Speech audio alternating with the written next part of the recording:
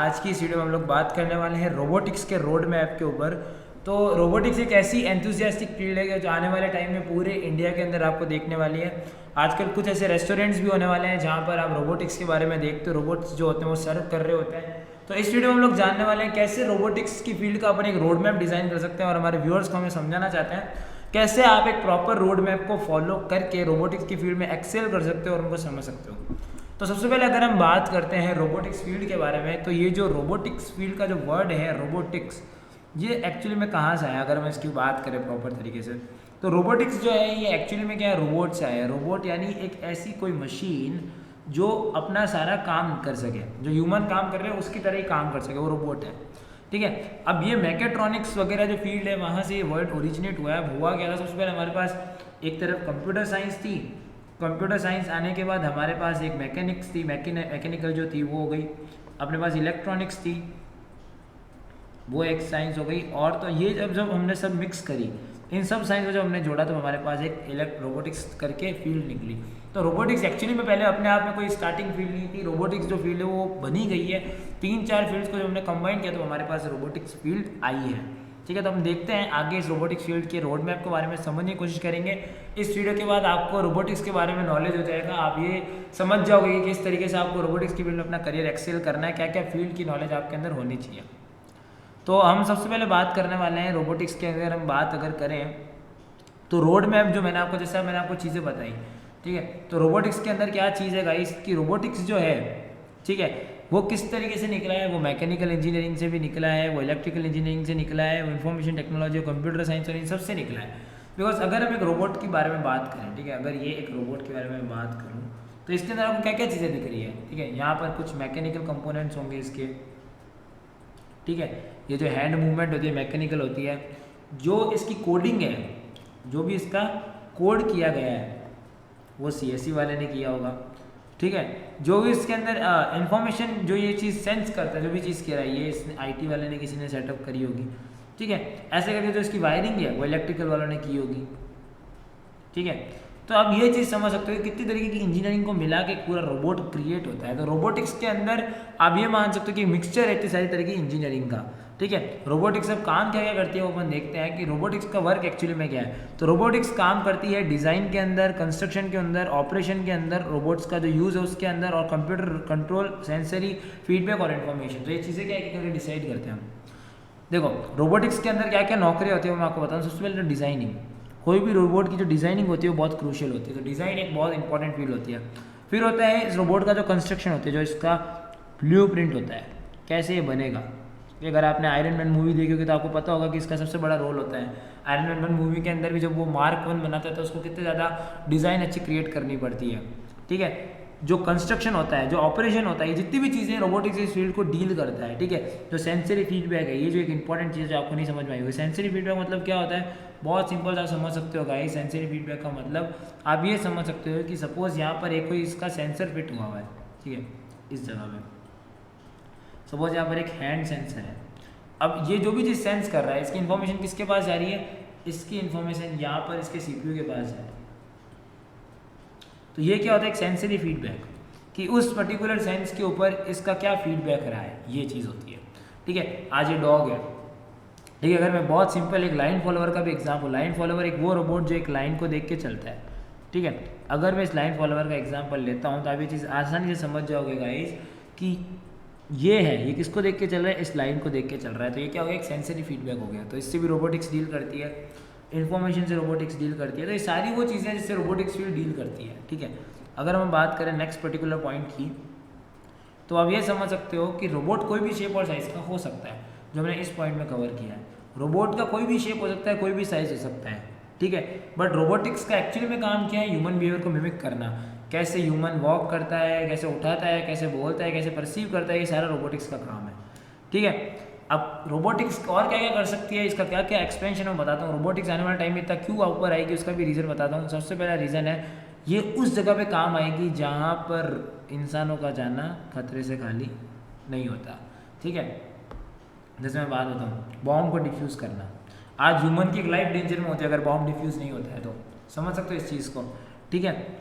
वहाँ पर एक पर्टिकुलर कहीं पर एक इवेंट हुआ है, वहाँ पर सर्वाइवर्स को ढूंढना, माइंस और शिप के जो टूटे हुए पार्ट्स हैं उनको ढूंढना, यानी वो जगह है जहाँ पर ह्यूमंस अलाउड नहीं है, उस जगह पे रोबोटिक्स का काम होता है। तो आप ये चीज़ समझ सकते हो कि वहाँ पर जहाँ पर ह्यूमन का इंटरव्यू नहीं है वहाँ पर रोबोटिक्स की फील्ड काम आएगी।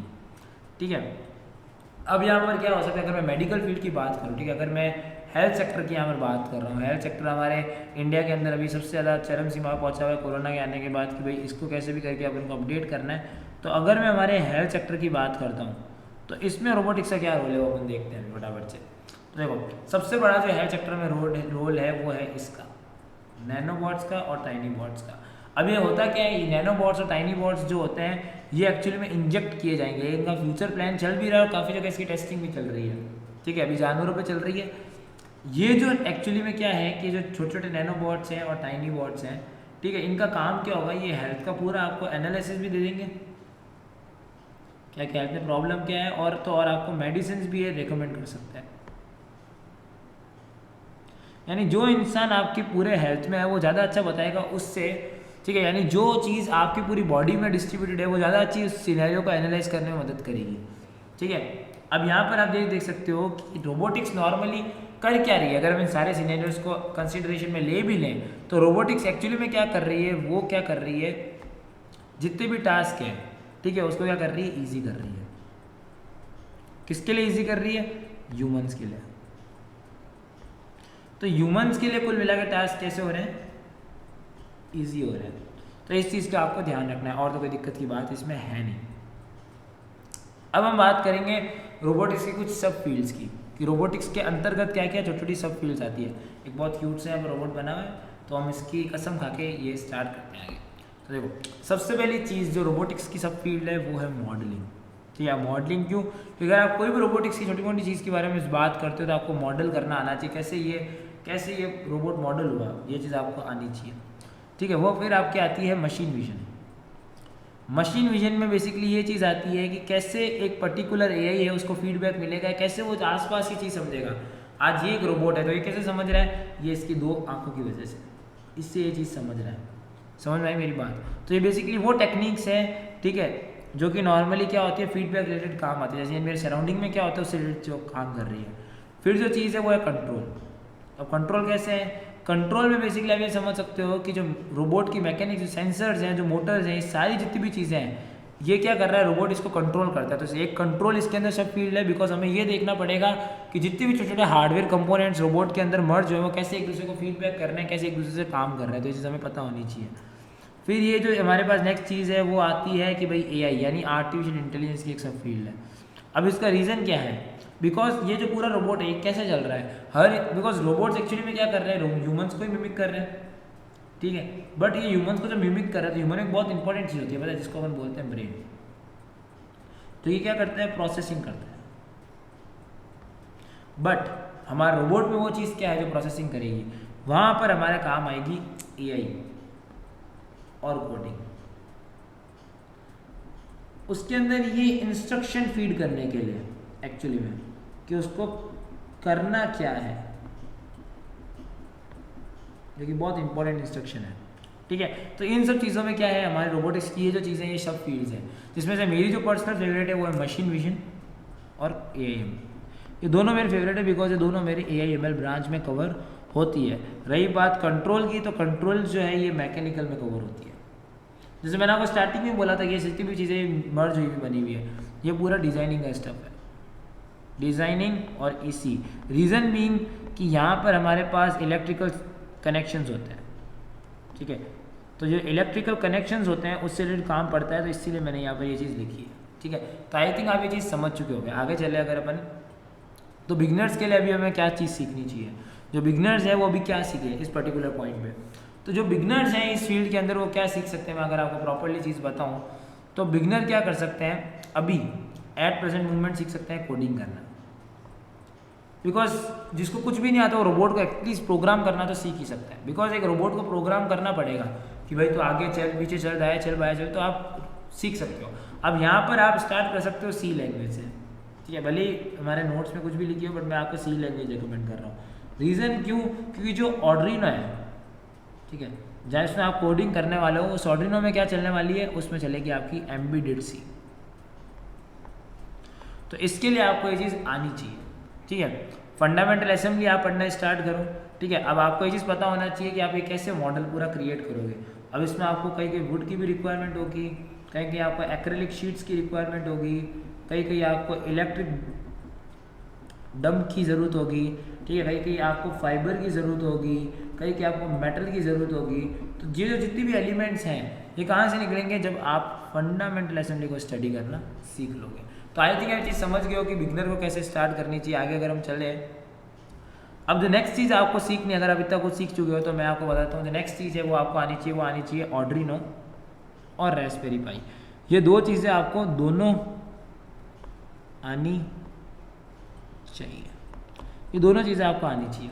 ऑब्जेक्ट ओरिएंटेड प्रोग्रामिंग आप सीख सकते हो, ठीक है। ऊप्स कंसेप्ट, रीजन बीइंग कि अगर ये एक पर्टिकुलर रोबोट की बात करो तो एक ऑब्जेक्ट हो गया इसके अंदर कि भाई इसके हैंड पे कौन सा सेंसर लगा हुआ है, ये एक ऑब्जेक्ट हो गया। यहाँ पर सेंसर S2 लगा हुआ है, यहाँ पर S3 लगा हुआ है, यहाँ पर S4 लगा हुआ है। S3 और S4 एक साथ काम करेंगे, S2 और S1 जो है मेरे वो एक साथ काम करेंगे। तो किससे पता लग रहा है, ये लग रहा है ऑब्जेक्ट से। तो आपको ऑब्जेक्ट ओरिएंटेड प्रोग्रामिंग आनी चाहिए और इसके अंदर भी कुछ कंसेप्ट हैं जैसे क्लासेस हो गया, इनहेरिटेंस हो गया, ऑब्जेक्ट हो गया, पॉलीमॉर्फिज्म, एब्स्ट्रैक्शन, ये चीज़ें आपको आनी चाहिए। एम्बेडेड सिस्टम्स आपको आने चाहिए, जो मैंने आपको ऊपर भी बोला था। आप दो चीज़ों पर भी फोकस करो एम्बेडेड सिस्टम में। अगर आप बिल्कुल नए हो तो आपको फोकस करना चाहिए सिर्फ एक ही एम्बेडेड सिस्टम पे भी, जिसका नाम है ऑर्डिनो। बेसिक आता है ब्लू कलर का बोर्ड, ठीक है, उस पर आप काम करना स्टार्ट कर सकते हो। अगर आप ऑर्डिनो में थोड़े फेमिलियर हो जाओ तो फिर आप मूव कर सकते हो रास्पबेरी पे, फिर आप जाओ रास्पबेरी पाई पे। नहीं तो भी कहीं मूव मत करो, सबसे इंपॉर्टेंट है ऑर्डिनो, उसके बाद आएगा रास्पबेरी पाई, ठीक है। ये दो मैंने भी यूज़ नहीं करे हुए, ये बस एक थ्योरी है, मैंने अभी तो इसको यूज़ नहीं किया हुआ इतना ज़्यादा, बट ये चीज़ आपको आनी चाहिए। बट इसमें एक चीज़ ध्यान रखना, सर्किटरी की आपको नॉलेज अच्छी होनी चाहिए, कैसे आप सर्किट जोड़ोगे, ये चीज़ आपको आनी चाहिए। तो ये जो थी, यही बस थी आज की हमारी प्रॉपर रोड मैप रोबोटिक्स के ऊपर। अभी फेस रिवील नहीं कर रहा हूँ मैं, रीज़न बहुत सिंपल है गाइस, क्योंकि अभी कुछ इवेंट्स के कारण मेरे थोड़े बाहर खराब हुए हैं। बट मैं बहुत जल्दी वीडियो में आके मेरा फेस रिवील करने वाला हूँ। तब तक आप खुश रहें, इस चैनल को सब्सक्राइब करते रहें, हर्षप्रीत चैनल को आप सब्सक्राइब करें, आपका सपोर्ट दिखाएं, जिससे हम आगे भी आपके लिए वीडियोस बना सकें। Till then, this is Harshvardhan, see you guys in the next video and bye bye.